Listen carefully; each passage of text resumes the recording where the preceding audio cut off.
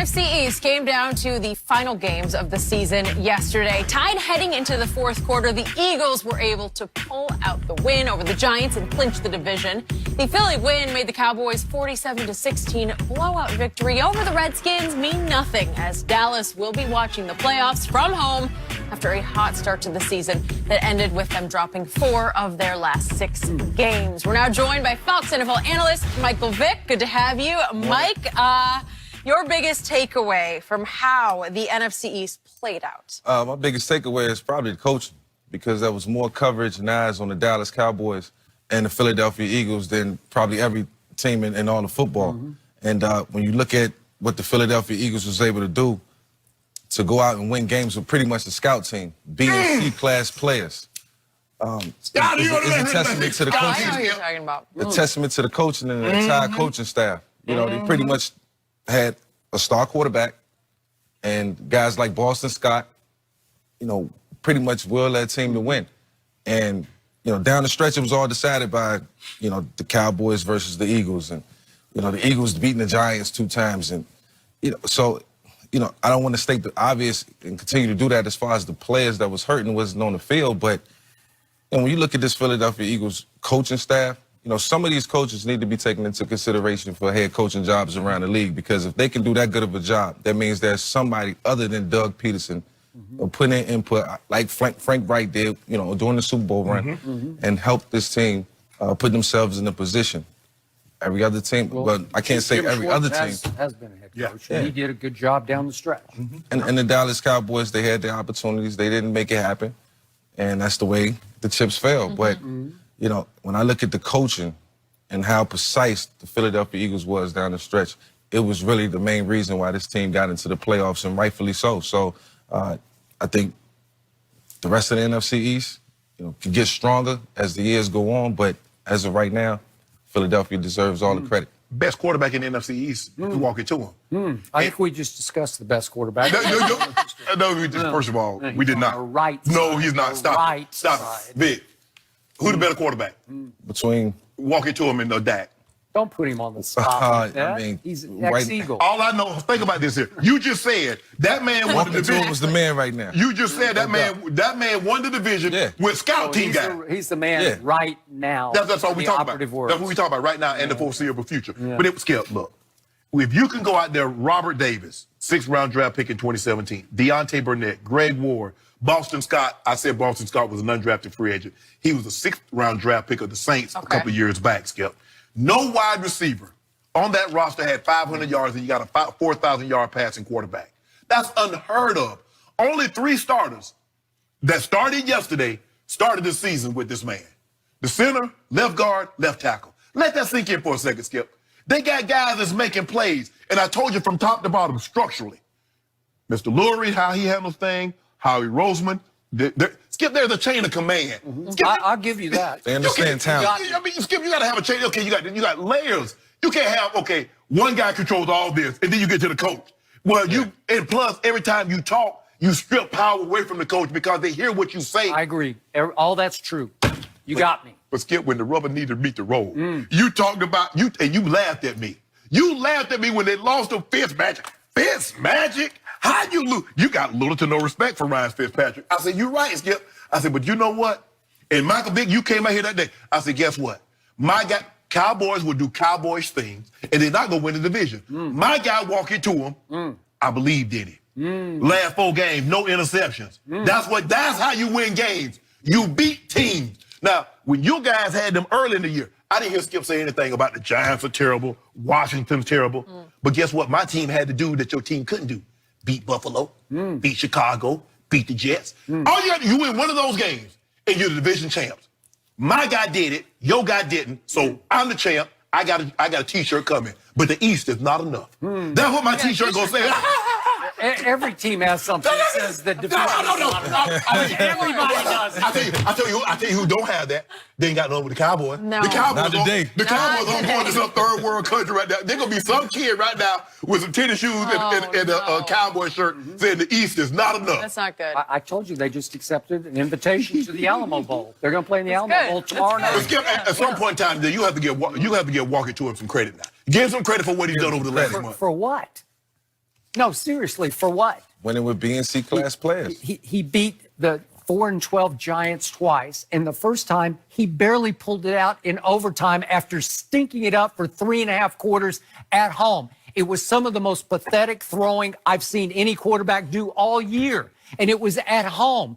And suddenly they caught fire. If you can catch fire in the NFC least, I don't know how you do. It's the least now. It's the least now. It's the least. Well, you caught fire last year. They beat the Giants in overtime. The Cowboys just wiped out the Giants twice. It was 35-17 and 37-18, and it took overtime at home to beat the Giants. But look what he's Your doing with the QBR was players. 53 in that game. Look at the players. Well, he had Zach Ertz. He had him, and he had Dallas Goedert. And he had Greg Ward Jr. Greg Ward Jr. is pretty good. Even Michael Vick said last week he's pretty good. So Skip told me earlier, not to cut you off, Skip told me earlier that the Eagles receivers that they went out there with yesterday is better than the Cowboys receivers. Not yesterday. I said for the whole year. For the whole year. whole group. He said the whole group. He said that. Agree with that? I'm talking about Alshon and Ertz and Dallas Goedert. We don't have a tight end. We got Jason Witten. We didn't have. Come on, we had no threat at tight end because Blake Jarwin didn't get to play all year. That's Okay? Well, I can't help it. I can't. That's what they chose to do. And did you hear what Jason Witten said yesterday? It wasn't in our hands. What wasn't in your hand?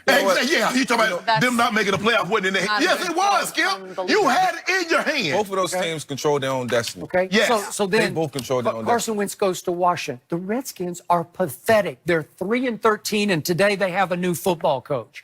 And it took Carson Wentz going to the fourth quarter of that game, losing a fumble, so the Redskins immediately cashed a field goal and went ahead 27-24.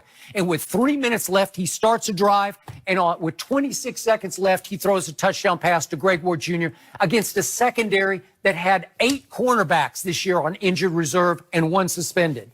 And that was who the Cowboys tore apart yesterday. Exactly. And I'm not impressed. But you did that with all your starters. We did that with backup. That was our third running back. Boston Scott is the third running back. You know what? He looks like Clyde Edwards-Helaire. He looks like that kind of guy. He looks talented to me. He was really good for this. He got some quickness. He's got some spark to him. Remember, Skip, Saints had Darren Sproles. I got it. And I believe that's why they drafted him, because he reminds them of Darren Sproles. Okay. The reason I talked about coaching staffs and being able to scout talent and knowing what you have behind your backups and how to make sure that these guys who sit behind these starting players can be the best they can be when they step out on the field is because you never know when you're going to need them. Mm-hmm. And when guys got to fill in and they filled in the way that they filled in for the Philadelphia Eagles, it's a credit not just to the coaching staff, Howie but Roseman, I agree. Oh, so Their you team. hear that, Tony Pollard? Yep. So normally when you're a backup, Mike, you prepare yourself because if something happens, you're going to go in. Now, Tony Pollard got an opportunity. He got called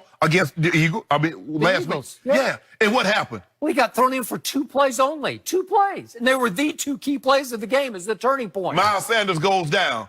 Boston Scott, you're up. Now, not only do you stay with your special team stuff, but you still got to bring it home to it and running the football and catching the football out of the backfield. All right, so they did. They had the easiest closing schedule in the league. Nobody was easier than But I this. say this, Skip. It's so hard to win in the National Football Okay, League, and I I got don't care it. who you play. And I give you that.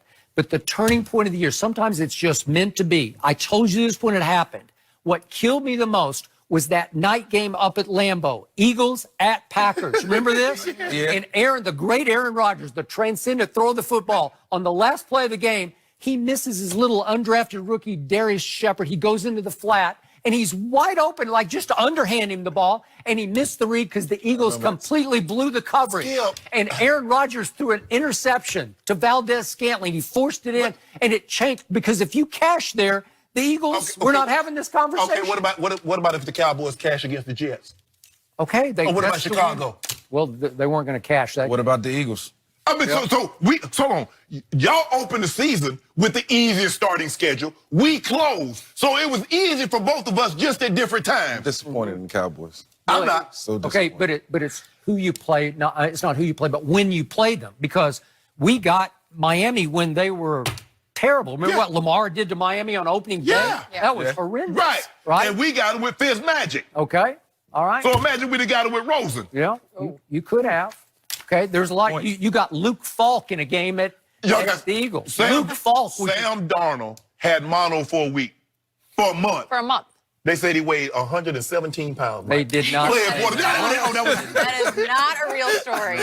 They did not. Mine can't even is imagine that. horrible, Yeah. but he was. Then they gave him Pedialyte the whole week to get him up to strength. And then Hydrated him. What happened the week before Dallas is going to play the game of the year at the Eagles? My quarterback can't practice, needs a cortisone shot in his right shoulder.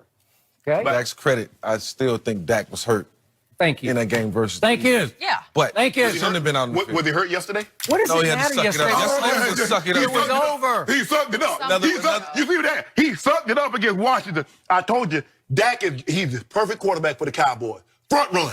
When things going good, look how they jumped on the Eagles when the Eagles came there. Jumped on them. Look how they jumped on the Rams. Jumped on them. Look at Washington. But boy, when they need that thing, what about New Orleans? What about Eagles the second time? What about his first What about 3 New years in England? the NFL? I don't know about that. First 3 years, he led the whole My man. NFL in game-winning I got amnesia. drives. Game-winning drives. You know, Who's this guy? something about my memory, I can only remember a year at a time. So I only go back to 2019. What did he do this year? So it was meant to be for your Eagles that you Your adopted. Eagles. We made it. Yeah, you made it, and you won by default. No, we didn't. Default. No, we won because it's your fault that you picked the wrong team 50 years ago. 50 years You want to ago. get on a different team?